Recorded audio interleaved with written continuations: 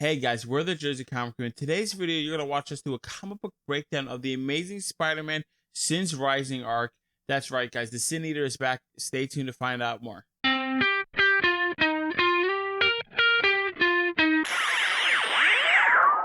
Hey guys, Chris and Rob here at the Jersey Comic Crew. We're talking Spider-Man, we're talking comic books, which is what we love to do. We're talking Sin Eater, which is a character we haven't seen in forever, Rob, and it's actually quite a crazy arc. It makes you think about the character of Spider-Man. A lot of similarities to also what we just talked about in Batman and Joker War. Exactly. Kind of, which we'll definitely get to. So, before we begin doing our comic book breakdown of the major events that happened here, what we thought about it, I know for many of you guys at home, and myself included, we might need a little refresh on who the Sin Eater is, because that is a character that hasn't been prevalent in Marvel Comics for many years. And I know, Chris, you know a little bit about the character, so if you had to give us like a minute blurb of who this character is to the Spider-Man in the Marvel Universe, what do we need to know about this character before we read this book or we tell the story to our friends? Yeah, he's kind of like a more crazy or a little mystical touch in there Punisher. Oh. He's this crazy guy who goes around and, takes people's sins upon himself by basically killing them with a shotgun, which is very Punisher-esque and but he wears this giant green ski mask, and he was actually dead for a long time and was brought back for this arc, which was very interesting and kind of broke down kind of the Spider-Man morality complex that we see all the time. So the arc starts off, we're going to talk a little bit about it. So Peter Parker is walking. He's pretty much had all these dates planned for him and Mary Jane, but Mary Jane got held up. And we saw as he's, doing his, his nightly walk, he sees Overdrive, a very D-list character who pretty much could take any car, turn it into a Fast and the Furious car. Yeah, flying down the streets through people. If Vin Diesel had superpowers. Yeah. Perfect. Overdrive is Vin Diesel. He has superpowers. Driving through a crowd, almost killing some people. Peter eventually gets into the car and, realizes that he's being chased. We see the Sin Eater. In the back, and he kind of fades away. Overhaul crashes, and Spider-Man takes him into the abandoned building, Chris. Yeah. Then it moves on until, like, the Sin Eater kind of, the supervillain monologue. Like, I'm here. I'm going to take care of his sins. They have the usual superhero and supervillain banter back and forth. Mm-hmm. But what really got me, I wanted to get your take on this, was when the Sin Eater pulled out, I guess it's a magic shotgun now. Yeah. Shoots the bullet. It goes through Peter, but it doesn't hurt him at all. And it goes right into Overhaul and effectively kills him and stops him. And I thought that was really weird. Talk about a magic bullet. Yeah, it's I knew it was going to be an interesting kind of weird arc when, first of all, Sin Eater was brought back by Kindred, who is this overarching villain that we've seen since Nick Spencer's Spider-Man 1, since he took it over from Dan Slott. And it's a character no one knows who his identity is, and he's in the background. He's in dreams, almost like very Freddy Krueger-ish. Yeah. And he's got these like huge, almost centipede things. So he brings back Sin Eater for this task of, taking down these people with sin and giving him repurpose. And now with this mystical shotgun, he has this power almost where he takes someone down with the shotgun and kind of their essence and power gets engulfed in himself, and it makes him stronger. Mm-hmm. And it cleanses these people. So quote we also unquote see cleanses. Yeah. And that's what we saw in this kind of first opening of like, whoa, he kind of shot through Peter and it didn't affect him, and it kind of phased through him. And then it hit his target and took him out. But we also see that he comes back, which is a big thing. So. Yeah, I was about to say, at the end of the first issue, we see that Nora Winters, ex-girlfriend of Peter Parker, was examining the body. And we see Overdrive comes back and he's alive, right? So obviously something very weird and freaky is happening. We move on and we see the Lethal Legion, another group of weird misfit villains. They're attacking the university. Spider-Man is in a building nearby, comes directly to the scene, and the whole time we're, doing crowd control, trying to stop it. The Kindred comes back. Not the Kindred, sorry. The Sin Eater comes out, starts just straight up executing these people, decimating them. Yeah. And then that's when we really understand fully that he's absorbing their powers along with some other means. We still don't really know at this point why or what it does. Yeah. But the biggest impact that the school attack essentially is that the people in the school are applauding the Sin Eater, Chris. Yes. Like they're cheering it on. He's like he's doing the right thing. He's taking down the villains, and the whole time Peter is sitting with this dilemma, thinking, "Okay, this guy he's looks like he's doing good, but we know there's something dark and twisted here. I just don't know what it is." And now public opinion is swinging towards his side, which makes him a more deadly villain than he ever was before.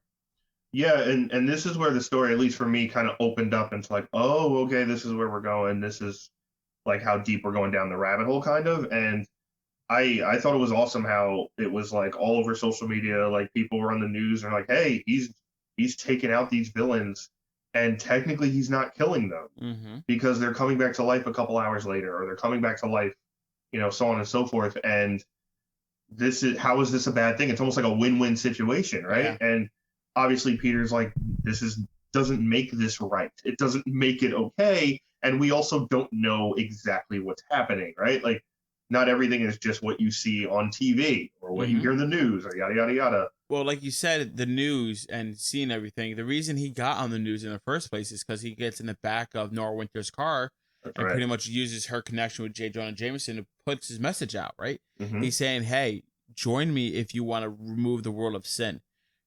Together we can be strong. I can give you my powers. We can stop the bad guys. Giving a voice to the weakless. And later in the story, we see him gathering members, recruiting people. They're coming to him wearing the green mask. They're all like believing in his message. And then Peter confronts him at the secret hideout, saying, whoa, what are you doing here? Another fight and tussle happens, which just goes to show you, Peter, he's trying everything he can and he can't move forward.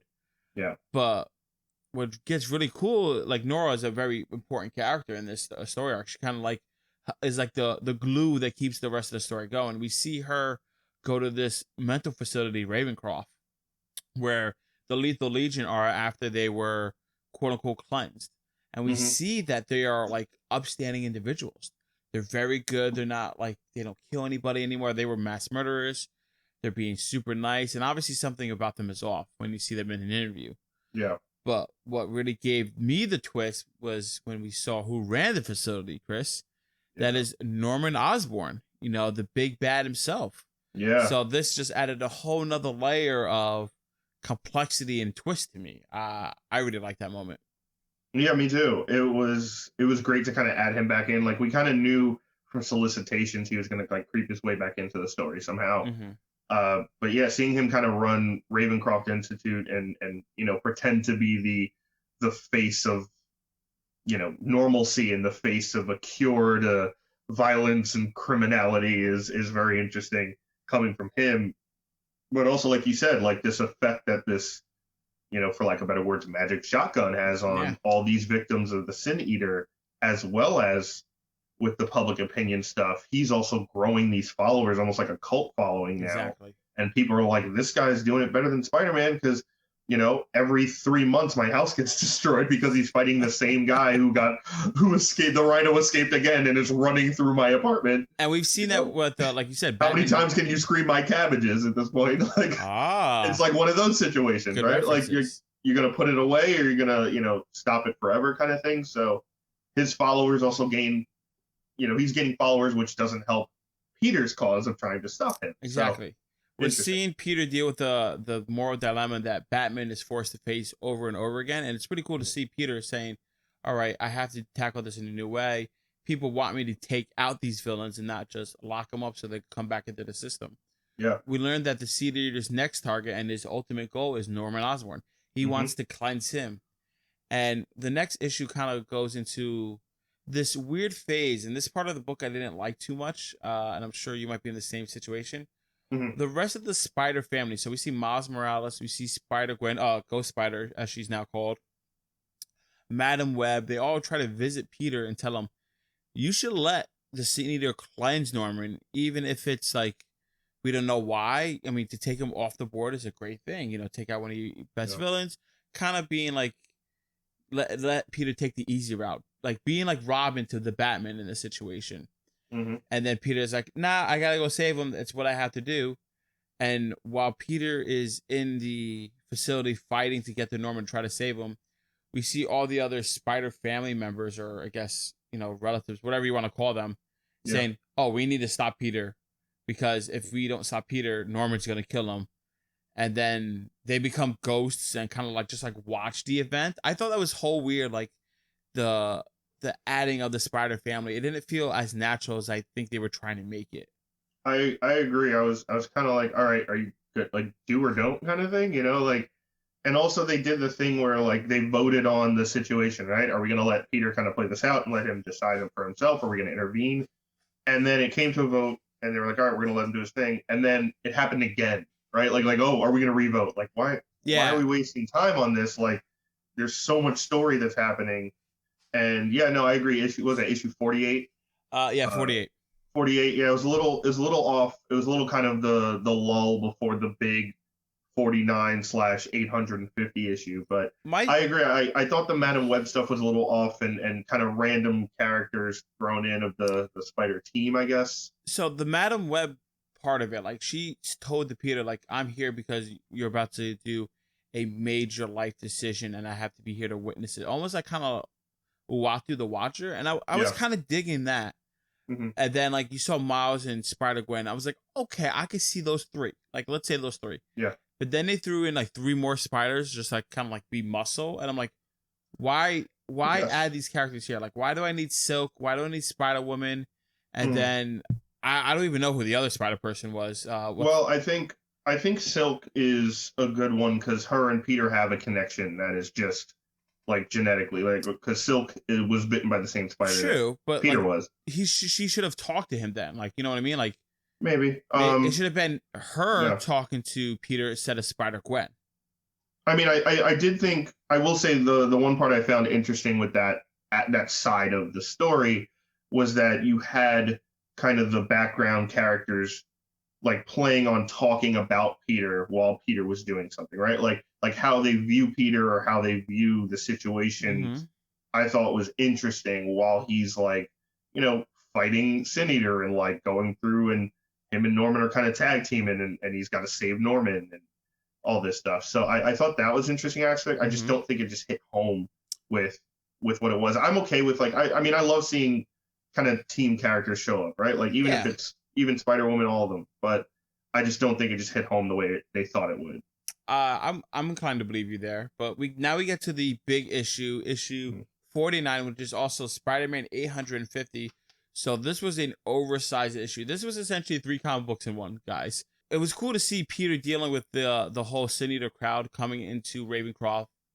And then eventually Peter has to work with the Green Goblin to kind of get out of this. And, it's always cool to see the hero and villain teaming up to fight a unique enemy.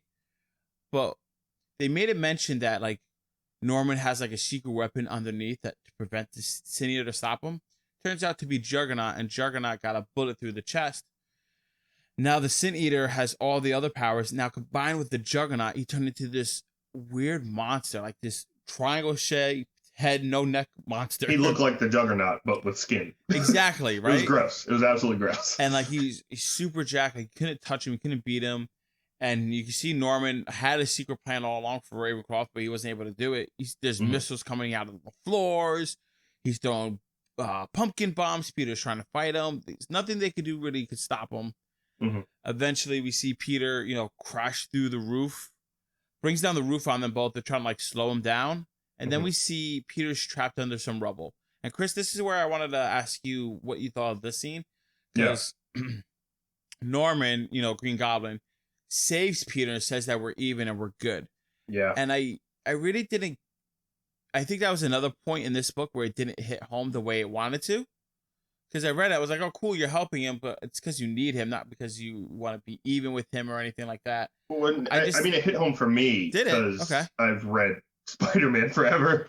But yeah, no, that's referencing back to old Spider-Man comics of, kind of Peter, when Peter kind of fights Goblin, but ends up kind of saving his life, and the anger and how much more angry and hate-filled that makes Norman, right? Because he sees Peter as his ultimate enemy, sees Spider-Man as his ultimate enemy, and for your ultimate enemy to end up saving you, and like that kind of shame and embarrassment to yourself is almost worse than them just beating the hell out of you, right? I get so that. him saving Peter was, and he goes through the monologue of like, when you did this, like, I was so down on myself because you had to save me. Now we're even. I understand that because Norman Osborn at the end of the day is also an egomaniac, megalomaniac who is extremely self-centered in because he's a rich billionaire genius. So that, like, those sometimes, like, like in any relationship, right? Sometimes the little things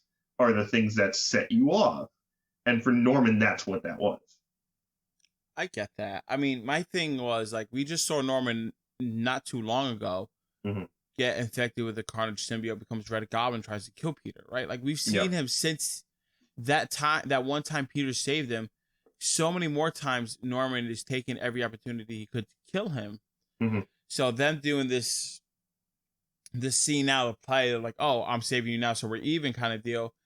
It didn't feel as genuine. It felt like it's a good storyline in other comics and it makes sense. Like you said, it makes sense on paper, but when you realize the amount of history and events that happened between those two moments, it just lessened it for me. I don't know. I mean, I was fine with it because they referenced a bunch of stuff, right? Like in that issue specifically, when, which I know you're getting to when they get to like the basement level. Yeah. There's a lot of stuff with him and Norman where he's mentioning all the crazy stuff he's done, like when Stacy killing her and all the murdering and all the pain he's caused him and attacking Aunt May and attacking all these people. And Peter's like, shut up, like kind of like going nuts. And, that's the aspect of Norman. Like, yeah, I'm going to save you because I need you right now to get out of here. Yeah. Save myself, I need you. So he's not going to admit that, but he's going to make it seem like I'm doing you a favor, when in fact he's just doing himself a favor because he's a psychopath. So I'm fine with it because I also like I said, like I've read the history. I know the battles they've gone through, and I'm okay with Norman being kind of like, hey, this one necessarily isn't for you, the audience. This one's for me. But like you said, the basement scene now it gets to like the final battle essentially. Like they've done everything, they've thrown everything that they can at him. They can't stop him, and then they notice that he has like an electromagnetic pulse generator of some kind, some weird sci-fi thing that Peter was like, comic science. Yeah, Peter's like, oh, if we just jerry-rigged that or changed it, we could send the shockwaves to liquefy the floor. I'm like, oh, okay, sure, whatever. Yes, I'm gonna believe it because I don't know science, but go ahead. Like, you're gonna liquefy the floor and trap the Seed Eater Juggernaut in the cement and stuff, so he can't move. I'm all for it. All right, cool, crazy science. He does that, and then Peter is trapped in the cement. The liquid earth with the Seed Eater. The liquid floor. Green Goblin's about to let him die, and then the Spider family comes in, kicks Norman in the face, saves Peter. They all jump in the submarine in like the secret base that Green Goblin has built underneath Ravencroft. Which we knew was there, right? Which, we knew he had a secret base under there because it's Green Goblin. You knew the second he saw a missile come out of the lunch lady room, like there's an evil secret base, right? The same place you make sloppy joes, there's also a nuclear weapon. Exactly, right? But then it gets into the scene that Chris was talking about. Green Goblin is just like saying all these things to like push people's buttons. Yeah. And this whole arc and, to Gwen, because he knows it's her. To Gwen. But like the other spiders are telling Peter, like, you should end this. You need to end this. Like, you kill him, like this, like we need to move forward. And then Peter's like, I'm not doing that, but takes him, just throws him out of the submarine. And the book kind of ends. Right? And the story arc kind of ends there. And, it was very weird to me. Like, I thought it was cool to see the Sin Eater, and like we learned that the Kindred, we get confirmation. We already knew this, but we got final confirmation that the Kindred is involved in it at the end of issue 49. Now, Chris, I know the real reason why we're talking about this, because this arc, just as it stands on its own, 45 to 49, it's a pretty decent arc. A revival of an old character. We see Spider-Man coming back, dealing with the moral dilemma of that he needs to kill somebody or not, like let them die, essentially. It's like a worse Batman story, right? Like Batman dealing with the Joker. It's like a watered down version of that. Yeah. But the cherry on top is when they start the new arc with issue 50 that we're having this conversation. And Chris, I'm not going to steal that from you. What do we learn? Share with the class. Yeah. So like you said, 49 ended kind of almost like a cliffhanger. Yeah. We don't know what happened to Norman after, Peter basically just throws him out and was like, kind of the same way Batman did with Joker and Joker War, right? Like, I'm not going to kill you, but I don't have to save you. Mm-hmm. So that was kind of the similarity there. And he throws him out like the Sin Eater's trap, but he's going to come out of that soon. Of course. So, yeah, 50, it was kind of the total ending epilogue style of the story. Yeah. Where you had, Kindred shows up and to the Sin Eater. Mm-hmm. And basically rips all the power from him and was like, yeah, I was just using you the whole time to be a vessel so I could absorb this power from you. Yeah. And the Sin Eater's like, but what do you like? It's actually kind of a tragic ending, right? Because the Sin Eater kind of thinks he's doing this for the right reasons in his own crazed head. And basically Kindred just kills him all over again. Yeah. And as far as Norman, before Kindred takes out the Sin Eater, Norman is kind of like, you know what, just do it. So the Sin Eater actually shoots Norman and takes the sins away from Norman. Interesting. So Norman, is now dies. Cleansed. He's cleansed. So he's like, do it. I don't care anymore, blah, blah, blah, do it. And so he's like, all right. Just like shoots him in the chest. So Kindred comes, takes away after Norman, because Norman was his goal, right? From the Sin Eater. Mm-hmm. And so we have this Kindred now with all this kind of power, and we still don't know who he is. Peter's still kind of reeling. This isn't even like much a Peter story as much as it is a Kindred story. Mm-hmm. So the police come and they have Norman, and Norman's like, he wakes up after he's cleansed, and they're like, what happened? He's like, where's Sin Eater? He's gone, blah, blah, blah. You're like, oh my God, this was all Kindred. I need to, you need me to help you. And they're like, why? He's like, because I know who Kindred is. And during this time, Kindred has been going to grave sites, digging up people.